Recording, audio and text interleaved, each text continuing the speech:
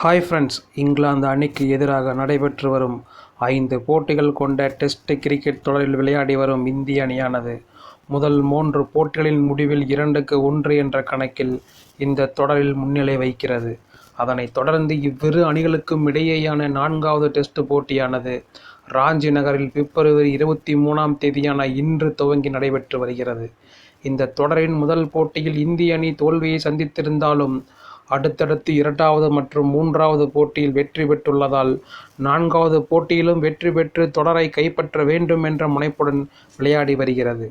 அதே போன்று இந்த போட்டியில் வெற்றி பெற்றால் மட்டுமே தொடரை சமன் செய்ய முடியும் என்பதனால் இங்கிலாந்து அணியும் இந்திய அணிக்கு எதிராக பலமான ஆட்டத்தை விளையாட முயற்சிகளை எடுத்து வருகிறது.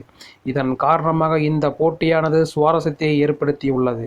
இவ்வேளையில் இந்த 4வது போட்டியில் டாஸில் வெற்றி பெற்ற இங்கிலாந்து அணி தங்களது முதல் இன்னிங்ஸை விளையாடி வருகிறது. இந்த நிலையில் இந்த போட்டியின் போது அறிமுகமான வேகப்பந்து வீச்சாளர் ஆகாஷ் தீப் இங்கிலாந்து அணியின் டாப் 3 வீரர்களையும் வீழ்த்தி அட்டகாசமாக தனது ஸ்பெல்லை துவங்கியுள்ளார்.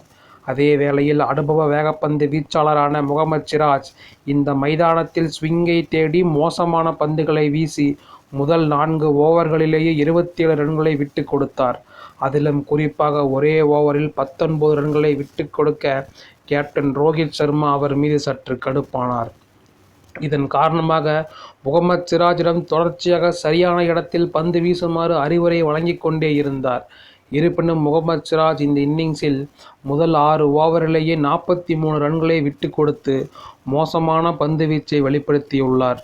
இதன் காரணமாக அதிருப்தியடைந்த ரோஹித் சர்மா உடனடியாக சிராஜின் ஸ்பெல்லை கட் செய்துவிட்டு அஸ்வின் மற்றும் ஜடேஜாவை பயன்படுத்தினார்.